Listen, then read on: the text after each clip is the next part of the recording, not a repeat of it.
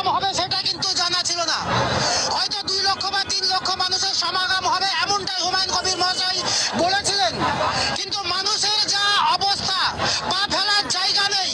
পঞ্চাননতলা থেকে রেজিনগর পর্যন্ত শুধু মানুষ, মানুষ আর মানুষ।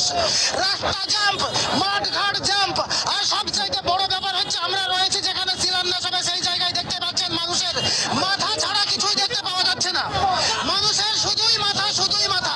কত মানুষ যে ইতিমধ্যে এসে উপস্থিত হয়েছে বলা মুশকিল।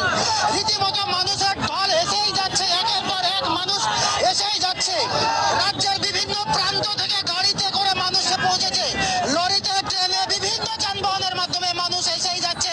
সেই সকাল থেকে মানুষ এসে কিন্তু এই জায়গা প্রায় জ্যাম করে দিয়েছে। দেখতেই পাচ্ছেন মানুষের উত্তেজনা, মানুষের কি আনন্দ। মানুষ স্বতঃস্ফূর্ত ভাবে এখানে এসেছে, মানুষ দান করছে ইট, বালি, পাথর এবং সঙ্গে সঙ্গে দান করছে বিভিন্ন রকম অর্থনৈতিক। দেখুন